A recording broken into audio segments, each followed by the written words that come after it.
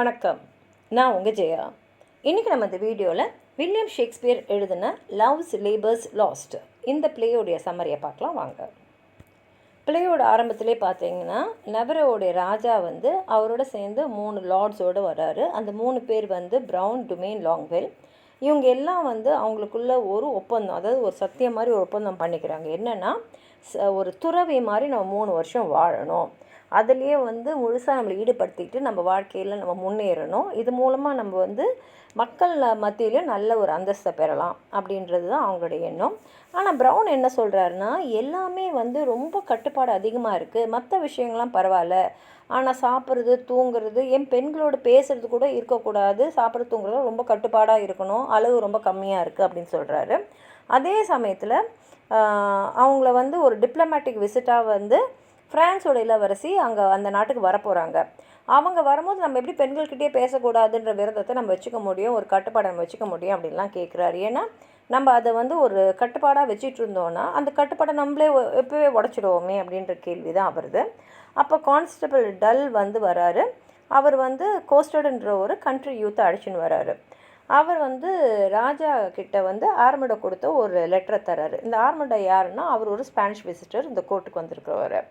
ஆர்மடை என்ன பண்ணியிருக்காருன்னா, காஸ்டர்டுன்ற அந்த ஊரை சேர்ந்த கண்ட்ரினா கிராமத்து பொண்ணு ஜாக்வெனட்டான்ற ஒரு பொண்ணுக்கிட்ட பேசிகிட்டு இருந்ததை பார்த்துருக்காரு. இப்போ அந்த கோர்ட்டில் இருக்கிறவங்க யாருமே ராஜா என்ன கட்டுப்பாட்டெலாம் இருக்காரோ அதே மாதிரி கட்டுப்பாட்டில் இருந்து மீறக்கூடாது.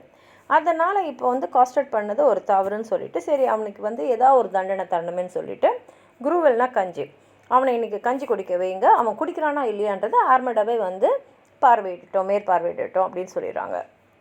இப்போ ஆர்மடை ஒரு வேலையாள் மோட்டுன்றவனை அழிச்சின்னு வர்றாரு. ஏன் அழிச்சின்னு வர்றாருன்னா, இந்த மோட்டுன்ற பையன் ஜாக்குனிட்டான்ற பொண்ணுக்கிட்ட நான் உன்னை விரும்புகிறேன் அப்படின்றத சொல்லியிருக்கான். இப்போ ராஜாவோட கட்டுப்பாடு எல்லாருக்குமே தெரியும். அதனால் டல் கோஸ்டடோடு உள்ளே வரான், ஜாக்குனிட்டாவை அழைச்சிட்டு வரான். அவன் காஸ்டர்டோ கிட்ட இப்போ ஆர்மடா கொடுத்துறான், ஆர்மடா கிட்ட கொடுத்துட்றான் காஸ்டர்டை. இப்போ மோட்டை அவங்க இப்போ வைக்கணும், ஏன்னா காஸ்டர்டோட தண்டனை முடிஞ்சிடுச்சு, அவன் கஞ்சி குடிச்சிட்டான், இப்போ மோட்டுக்கு தண்டனை. இப்போ டல் என்ன சொல்கிறாருன்னா, ஜாக்குனிட்டா அங்கே இருக்கிற ஒரு பார்க்லேயே வச்சுட்டுருங்க அப்படின்னு சொல்லிட்டு அவர் போயிடுறாரு. இப்போ ஆர்மடா இந்த ஜாக்குனிட்டா கிட்ட சொல்கிறாரு, நான் அங்கே பார்க்குறேன் அப்படின்னு. ஏன்னா ஆர்மடாவுக்கு ஜாக்குனிட்டா மேலே ரொம்ப பிடிச்சிருக்கு, அவளை அவர் விரும்புகிறாரு. இப்போ எல்லாருமே ராஜாவோட கட்டுப்பாட்டை மீறின்னு இருக்காங்கன்றது நமக்கு இதிலே தெரியுது. இப்போ ஃப்ரான்ஸோட இளவரசி வந்துடுறாங்க. அவங்களோட சேர்ந்து ஒரு 3 பணிப்பெண்கள் வராங்க. அவங்க ரோஸ்லின், கேத்ரின், மரியா. இப்போது அந்த இளவரசி என்ன பண்ணுறாங்கன்னா, அவங்களோட கோட்டியான பாய்ட்டை உள்ளே அனுப்புகிறாங்க. ஏன்னா அவங்களுக்கு இந்த ராஜாவோட கட்டுப்பாடெல்லாம் தெரிய வந்ததுனால அவங்களுக்கு ஒன்றும் புரியல. அது மாத்திரம் இல்லாமல் பெண்களோடு இவங்க பேசக்கூடாதுன்றதுனால இந்த இளவரசியும் அவங்க கோர்ட்டுக்கு வெளியில் தான் ஒரு இடத்துல தங்க வச்சுருக்காங்க. அது அவங்களுக்கு பிடிக்கல. இப்போ ராஜா மற்ற லார்ட்ஸ்லாம் அங்கே வராங்க.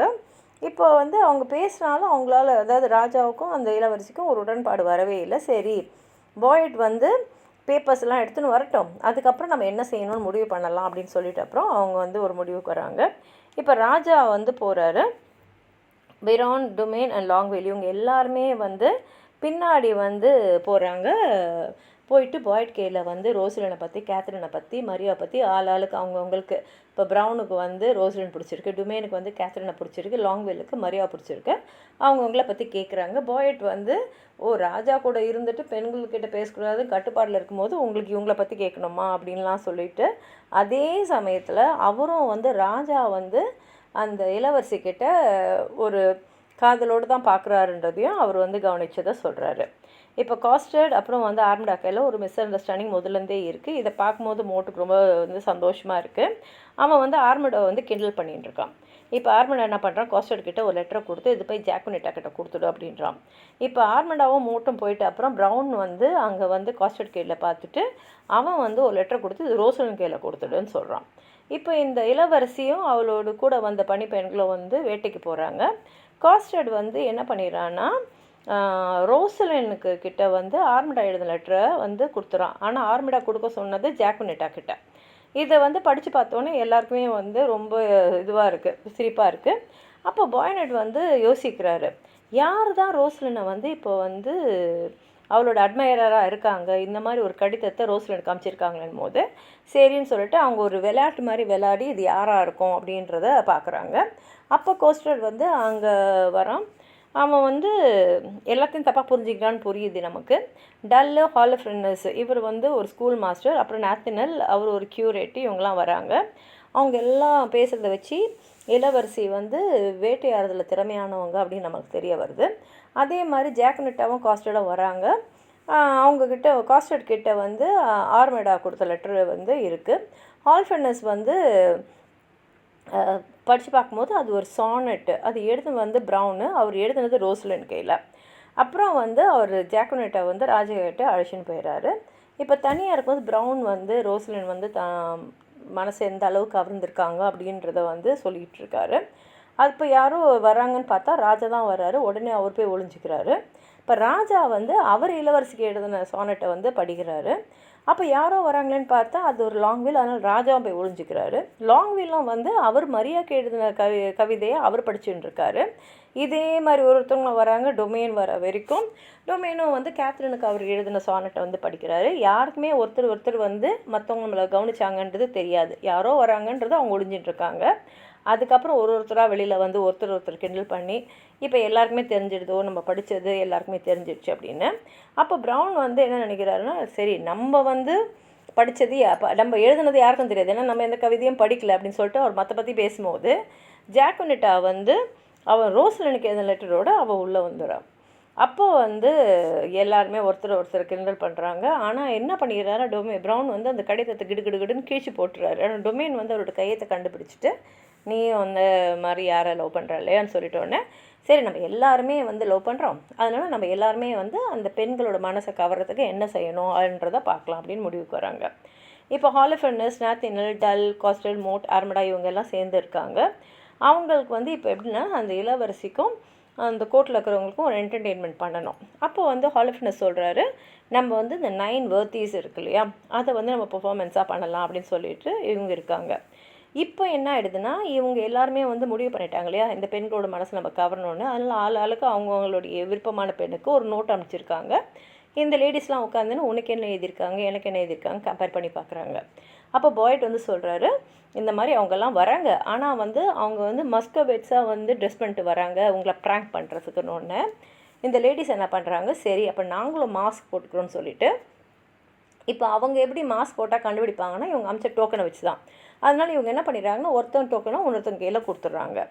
அதே மாதிரி இந்த லார்ட்ஸ்லாம் யார் கையில் அவங்க கொடுத்த டோக்கன் இருக்கோ அவங்க தான் நம்ம விரும்புகிற பெண்ணுன்னு நினச்சிட்டு அவங்கக்கிட்ட வந்து பேசிகிட்டு இருக்காங்க. இவங்க வந்து அவங்கள வந்து விளையாடுதனமாக கேள்விலாம் கேட்டுருக்காங்க.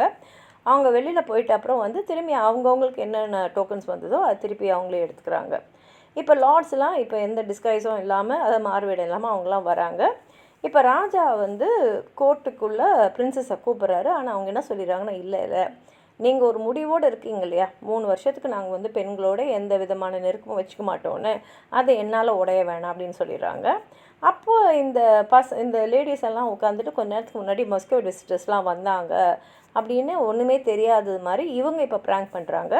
அப்போ ப்ரௌன் வந்து அவருடைய காதல் ரோஸ்லினுக்கு இருக்கிறத வந்து வெளிப்படுத்துகிறாரு. அப்போ வந்து எல்லோரும் சொல்கிறாங்க எங்களுக்கு எல்லாம் தெரியும் அப்படின்றது. அப்போ தான் இவங்களுக்கு தெரியுது இவங்க அனுப்பிச்ச நோட்ஸை எல்லோரும் படிச்சிருக்காங்க. அதுக்கப்புறம் ப்ரௌனும் கிங்கும் வந்து அந்த லேடிஸ் கையில் சொல்கிறாங்க, இந்த மாதிரி நாங்கள் என்ன சொல்லியிருக்கோமோ அதுபடியே நாங்கள் நடப்போன்னு. அப்போ லேடிஸும் வந்து இல்லை நாங்கள் வந்து நீங்கள் கொடுத்த நோட்ஸை வந்து நாங்கள் மாற்றிக்கிட்டோம், அதனால் நீங்கள் பேசினதெல்லாம் வந்து தப்பான வேறு ஆட்கள் தான் நீங்கள் பேசியிருக்கீங்க, நீங்கள் பேச வேண்டிய காதலிக்கிட்ட நீங்கள் திருப்பி பேசணுன்ற மாதிரியே சொல்லிடுறாங்க. அப்போ காஸ்டர்ட், ஆர்மேடா, ஹாலஃபென்னஸ், நாத்தினல், மோட் இவங்கெல்லாம் வந்து அவங்க பர்ஃபார்மன்ஸை அந்த 9 வர்த்தீஸோடைய கேரக்டர்ஸை ரெப்ரசென்ட் பண்ணுறாங்க. லார்ட்ஸும் பாய்ட்டும் அவங்களெல்லாம் கிண்டல் பண்ணி அவங்கள ஸ்டேஜ் விட்டு தெத்துக்கிட்டே இருக்காங்க. அப்போ காஸ்டர்ட் வந்து சொல்கிறாரு, இந்த ஆர்மெடோ வந்து ஜாக்னெட்டாவை ப்ரெக்னென்ட் ஆகிட்டாருன்னு சொல்லிட்டு அவரோட, ஏன்னா இவன் வந்து ஜாக்னெட்டை வந்து லவ் பண்ணுறான் இல்லையா, என்னோட நீங்கள் வந்து சண்டை போட்டு கீக்கணும் அப்படின்னு சொல்லிட்டு கூப்பிட்றான். அப்போது ஒரு மெசஞ்சர் வந்து இளவரசிக்கிட்ட சொல்கிறாரு, இந்த மாதிரி ஃப்ரான்ஸில் உங்கள் தந்தை வந்து ராஜா இறந்துட்டாருன்னு உடனே எல்லாரும் புறப்பத்துக்கு தயாராகிறாங்க. அப்போ இந்த காதலர்கள்லாம் கேட்குறாங்க, அப்போ எங்கள் காதல் பற்றி என்ன பதில் நீங்கள் சொல்ல போகிறீங்கன்னு போது இந்த பிரின்சஸ் என்ன சொல்கிறாங்கன்னா, நீங்கள் ஏற்கனவே முடிவு பண்ணியிருக்கீங்களா 3 வருஷத்துக்கு நாங்கள் இது மாதிரி இருப்போன்னு, 1 வருஷத்துக்கு நீங்கள் இப்படி இருக்கணும். ஏன்னா அந்த 1 வருஷம் வந்து நான் எங்கள் அப்பாவோட துக்கத்தை அனுசரிக்க போகிறேன். 1 வருஷம் கழிச்சும் உங்களுக்கு என்ன தான் வந்து பிடிச்சிருக்குன்னு சொன்னீங்கன்னா வாங்க, கண்டிப்பாக உங்களே திருமணம் பண்ணிக்கிறேன் அப்படின்னு. இதே தான் கேத்ரின் மரியாவும் வந்து டுமேனுக்கும் லாங்வேலுக்கும் சொல்கிறாங்க.